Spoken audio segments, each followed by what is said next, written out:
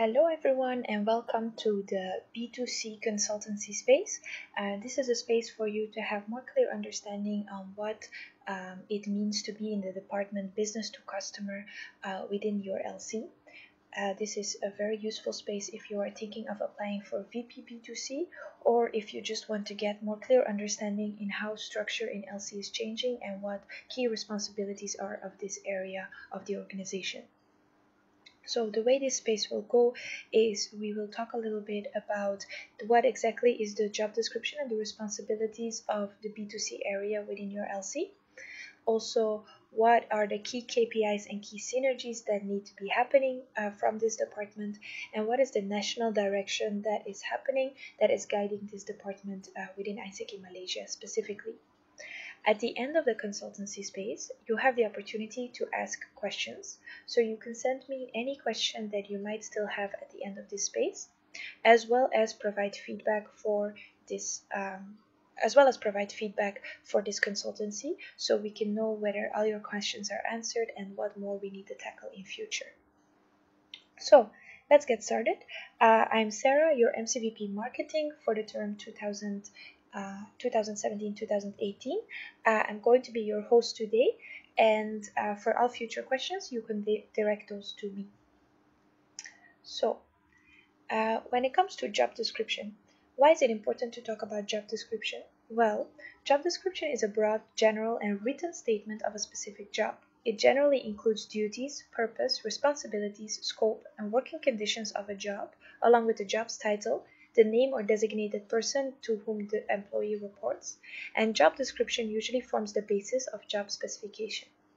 In AIESEC, we talk a lot about the importance of having a clear job description for both our EPs as well as our members. However, in reality, very often job descriptions remain vague or change very fluently within the organization without giving proper thought of what the exact responsibilities, exact scope or purpose is of the specific function that we are allocating to someone. That is why today we will talk a little bit about the job description that is covered by B2C department. We talk about this so you would be clear on what exactly it is that you need to focus on this department, and so you can make very clear decision about everything else that you are doing as an extra thing that should only be done in case you have the sufficient HR for that, as well as in case your LC is on decent performance level to take on those extra things.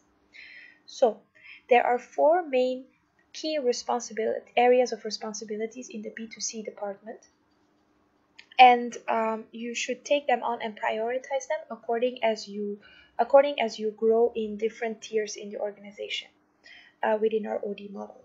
So as you start performing more, your B2C team can expand and get more specialized in additional functionalities. Basic pillars are university relations, digital attraction, lead nurturing, and brand net management. What does it mean to manage university relations within your B2C department? Firstly, it means that you should have a sub-team, so a director with members responsible for university relations. This sub-team does two key things. On the one hand, they do market research and segmentation as well as data analysis. Basically, they are in charge of making sure that everything there is to be known about the customer pool that you are targeting is known from a very analytical, strategical, and data analytical perspective, in order for you to have clarity on who exactly you are targeting. So together, B2C with the CXOGV department can develop clear strategies on how to target this pool. The second part, what university relations is concerned with, is managing the key stakeholder that we are managing within this customer pool. Next to our customer would be the actual university, the institution itself. So for the stakeholders, they are actually working on partnership development as well as partnership management once you have certain partnerships set up. To do market research and segmentation, data analysis, it means that at very minimum, you need to be doing faculty mapping. What does this mean? It means that you are very clear on how many students are exactly present within this part of your market. What is the background of those students? How many are studying what? How does their study and their background influence their relation to AIESEC? What is the current perception that they have of AIESEC, etc., etc. So it means that you are doing faculty mapping, but you're also doing customer interviews and data analysis. For example, you look back at your previous peak to have more clarity on how far you are penetrating the market currently, where you already have a customer base, etc. As well as do market research for new or unpenetrated markets, or markets that maybe you have been active in but actually you do not fully understand. Then secondly, you actually leverage this data to develop better strategies for attraction. From these better strategies, you can actually start working on partnership development. You set up university meetings. You are the main contact person with the university administration, whether that concerns professors or faculty directors, etc. You make partnership proposals, and your main aim should be for those partnership proposals to grow OGV.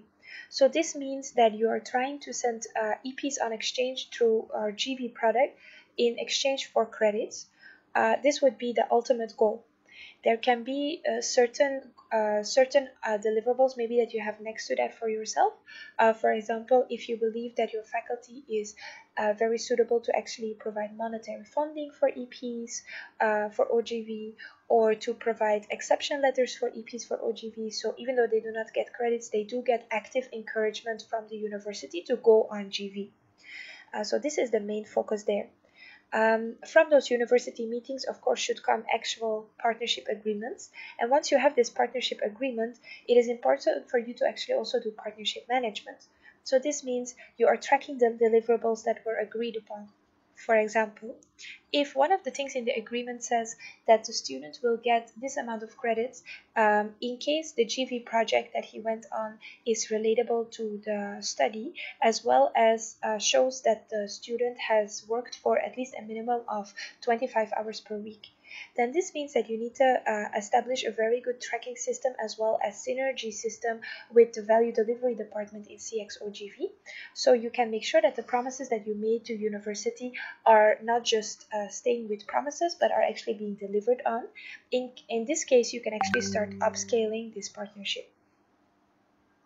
From this evaluation, you do impact reporting and you make sure that brand advocacy is happening and that you are leveraging this brand advocacy towards your external stakeholder so they can see how AIESEC is being relevant on the campus, why this partnership is relevant, and why it should develop further.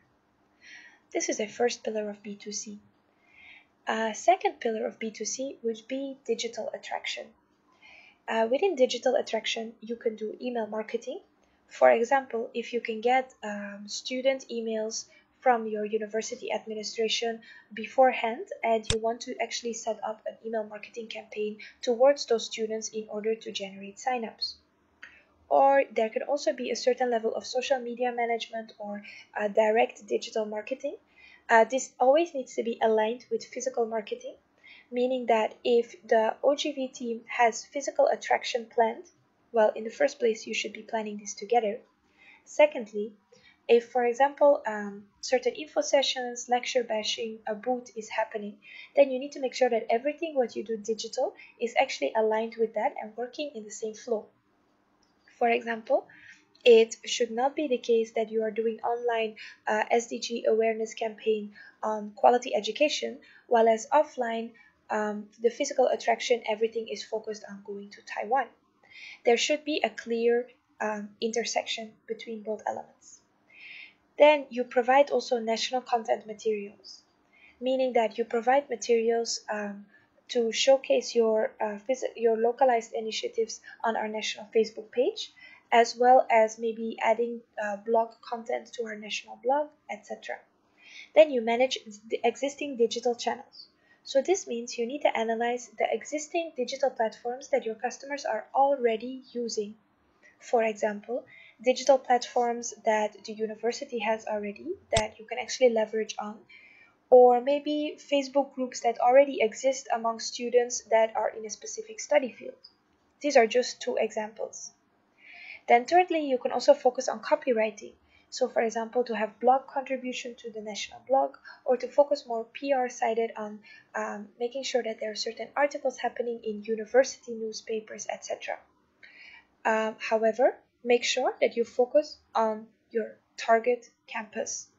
That means that it should not be your objective to just be published in any newspaper, but to actually be published in those things that are being that are being read directly by your localized target market. The main aim of B2C is actually to have a deeper penetration in the market that you're currently present, as well as start expanding in another market if your LC is ready for this. For this reason, the final part, copywriting, should only also be tackled in case your LC is already performing. It is not your first priority.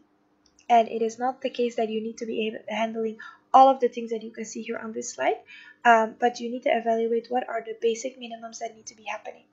Copywriting is not necessarily one of those. A third pillar would be lead nurturing. So lead nurturing means that you are constantly thinking short-term as well as long-term.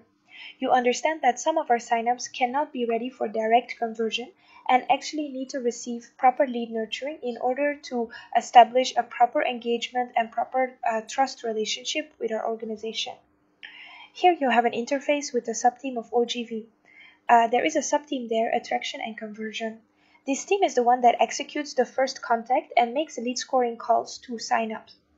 From this information, based on the output of those lead scoring calls, different lead nurturing flows can be planned, developed, and executed for warm and cold signups. So for example, you can be running different email marketing campaigns depending on the different customer pools that have come out of those lead scoring calls. And fourthly, you focus also on brand management.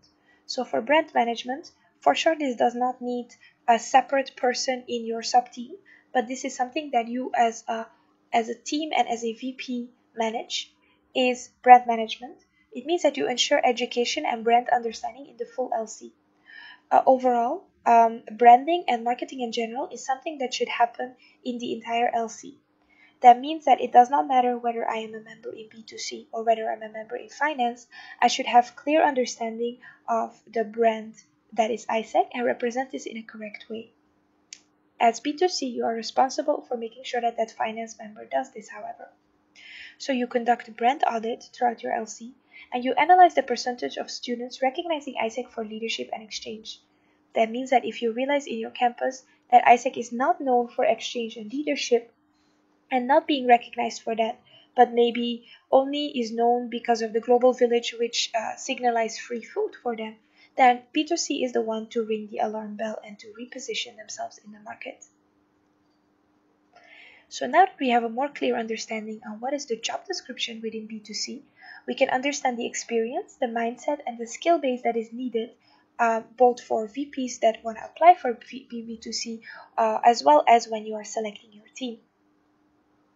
It is very important within the field of B2C, not necessarily that you have technical skills yet, but more that you have an attitude of proactive learning, curiosity, that you are customer-centric and have excellent knowledge of operations. Then, if you are looking for members to operate within the field of university relations, then it is of course also important that you have certain PD profiles there that are able to have this professional connection and entrepreneurial outlook with university as a stakeholder. The key important thing for university relations is that there is consistency. So this is the type of person that you're also looking for. And of course, there needs to be data analytic person. Then let's take a little look at the specific KPIs that you need to manage within B2C. Firstly, on the left side, you will see KPIs that are directly related to the customer flow. You can see the absolute KPIs, conversion KPIs, and process time KPIs. Absolute KPIs would be signups. B2C is not the only responsible for signups, since the responsibility of physical attraction is now with the CX-OGV team. However, you are still responsible to contribute signups and to track them, because you are the one bringing in signups from those university partnerships, and you are the one bringing in signups from digital attraction. So it is still your KPI. The same goes for applicants. Since you are responsible for lead nurturing, we want to make sure that people both on long-term and short-term actually convert. So you are also very caring about the amount of applicants that are coming in certain times in the timeline. That means that also the conversion rate from open to applied becomes important, and if proper lead nurturing is happening, then this conversion rate should go up, as well as the process time from open to applied can shorten. These are the KPIs for the customer flow, but there are also KPIs that are important before a person signs up to our AIESEC.org platform. For digital attraction, this would be the reach and engagement that you are having. For email marketing, this would be the amount of emails sent, the opening rate, and the click rate. For university relations, this would be the amount of university meetings, the university partnerships. And then overall, you also need to evaluate which percentage of your customer journey is actually being completed. This means that if you have set out together with CXOGV an SOP that dictates that people are getting to know you through your info session, signing up, getting contacted within 24 hours, receiving a lead scoring call after 5 days, and then starting to receive lead nurturing emails, then you need to actually evaluate whether all of these things are happening, and is this exactly the process, the journey that your customer is actually going through, or do you need to take another look at your process because it is not fully working? This would be for the KPIs for B2C. Of course, these are all of your direct KPIs, but that does not mean that you should not be open as well as knowledgeable about all of the KPIs that are happening in the customer flow. In the end, your key purpose is to grow OGV. That means that even though you are contributing signups, it is also up to you to make sure that your full team has understanding of the amount of approvals that are coming in, what are the actual people that are going abroad and where are they going, what is their story, and how can I bring this back to university, or how can I bring this back in future attraction activities. In the end, we are here to provide leadership development, and every single thing that we do is mostly something that we want to be able to see the impact. So also in our B2C team, make sure that you showcase this towards the entire team, and that this is something that you very clearly keep as a purpose in all of your daily activities. Then let's talk about the key synergies that need to happen in a B2C team. As you can already expect, the major synergy is there with CXOGV. With this team, you should have at minimum a weekly interface, meaning that both VPs sit together for a weekly meeting, but also directors have regular meetings together, mostly because you handle the standardized operation process together. For example, when university relations manages customer segmentation and analysis, they gain intricate understanding of the market. But if this understanding is not being shared with the physical attraction team as well as the value delivery team, then this knowledge will never be fully taken forward. So the report of your customer analysis, your market research, needs to be shared with the OGV team. Physical and digital attraction alignment also needs to happen. So the physical attraction team in OGV needs to have regular meetings together with the digital attraction team. Same goes for lead scoring and lead nurturing. OGV is the first person contacting the sign up and doing the lead scoring, but from there, our digital marketing team is taking it forward into lead nurturing. Next up would be brand advocacy and impact reports. You cannot do proper reporting to the university or enhance your digital attraction if you do not have all information coming back from your EPs after they have returned. So this means that brand advocacy is also a key element where you have synergy with CXOGV. Then you have tracking together with the value delivery team of OGV to make sure that you are meeting your partnership deliverables from your university relations. These are some key areas and key reasons why you should be talking to each other all the time.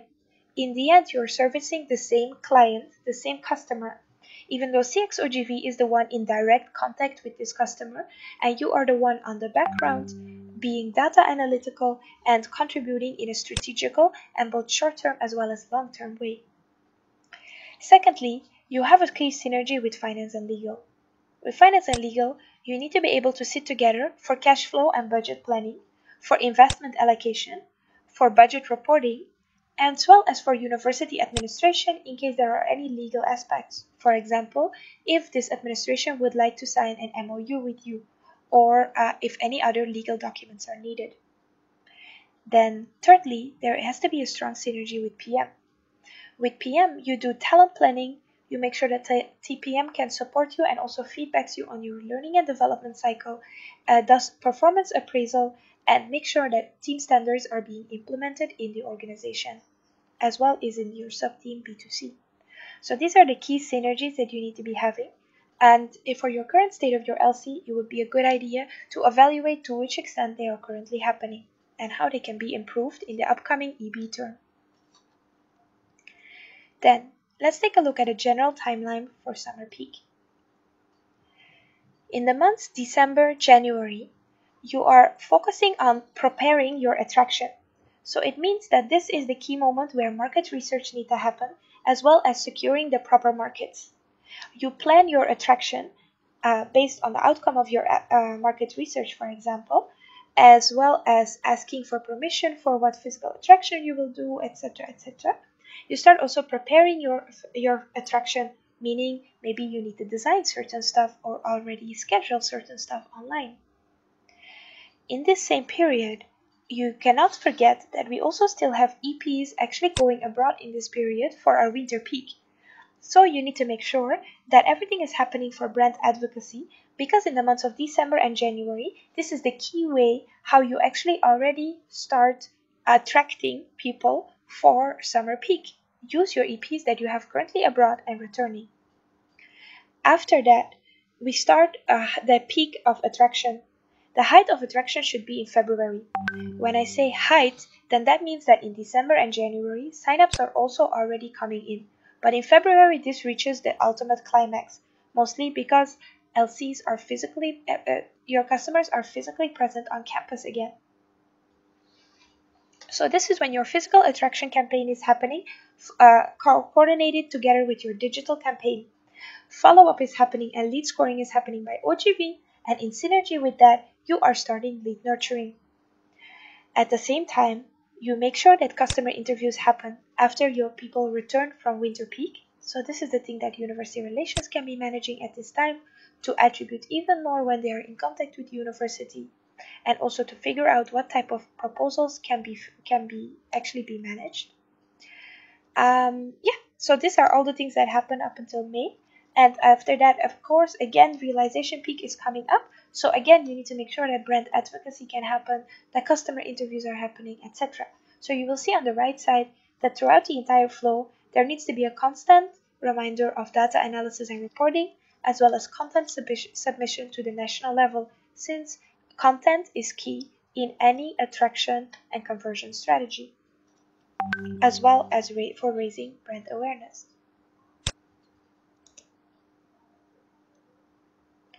Now, let's take a look at the national direction. If you are running a B2C team, what can you expect to be hearing about a lot from MC in the upcoming months of 2018? There are 5 key projects, from some of which you will have already heard about, and others might be new to you. Let's take a look at them. The first key project would be SOP implementation. It means that in 2018, we will ensure 100% of SOP implementation in the network to improve process fulfillment, process time, conversion rate. This initiative should improve your interface with the CX or GV department. The current SOP that has already been downscaled to each LC is still focused on the old structure that we have in our LCs, mainly marketing and OGV instead of B2C and CX or GV. However, overall the SOP will not change, more some responsibilities that are allocated to the different teams will change. But you can already evaluate now to which extent are all the activities in the SOP actually happening, and what are some key things that I need to do to improve this in the upcoming LC term. A second initiative would be skill development. So we want to improve talent capacity within the field of marketing by developing a CMO mindset. Marketing is not an ivory tower, and it revolves around curiosity, customer centricity, and data savviness. Those are the key elements that you first need to establish within the marketing department, B2C. Then for specific skill development, we will also be initiating Train the Marketer, for which the first summit has already taken place 2 weeks ago. This will continue happening in the upcoming months, and afterwards you can even localize and downscale your Train the Marketer even further in your LC. A key thing in here is for people to be curious, to be detail oriented, to always want to improve their own skill, as well as be very brand aware of how they're representing AIESEC. Thirdly, there is brand management. As AIESEC, we represent one brand. The brand identity, the brand image and the visuals are respected, and we stand as one unified marketing department. What does that mean? It means that in future we will be developing a brand compendium, making sure that every LC knows which minimums to adhere to. This will go beyond Blue Book and is not so much focused on the visuals only, but actually focused on how we are representing one AIESEC in Malaysia. And because of this, we will see that there are also some, in the next slide, some unified marketing initiatives to enforce brand and management even further. When we talk about unified marketing, you might have already heard that we are considering to merge the local Facebook pages into one national Facebook page. This is a global initiative to which AIESEC in Malaysia is late compared to other entities. For example, AIESEC in Vietnam, AIESEC in Slovakia, AIESEC in Australia has already taken these initiatives. Same goes for big performing entities as AIESEC in Colombia or AIESEC in Brazil. To merge local Facebook pages would actually amplify our reach and make sure that we represent one brand as well as provide a better customer journey. It makes us more customer-centric. It means also for your digital attraction team that collaboration and contribution to MC strategies becomes incredibly important, as well as timely planning and communication. You will hear more about this initiative in the upcoming weeks. Secondly, we also establish an automated lead nurturing flow. This is something that has happened to some extent in the past year already, but not in a sustainable way. In the future, we will start using all of the attributes that AIESEC.org actually offers us because, for example, you might have noticed if you go to AIESEC.org as a customer, you have a blue button on the right side, a help button. When you open this button and you actually talk and ask a question, the question actually comes to me. I am on the other side of the platform receiving all questions from customers that are logging in from Malaysia. And those questions are being answered directly by me. In future, we want to have a full team on there, so LCs are also represented and are contributing and understanding customers better.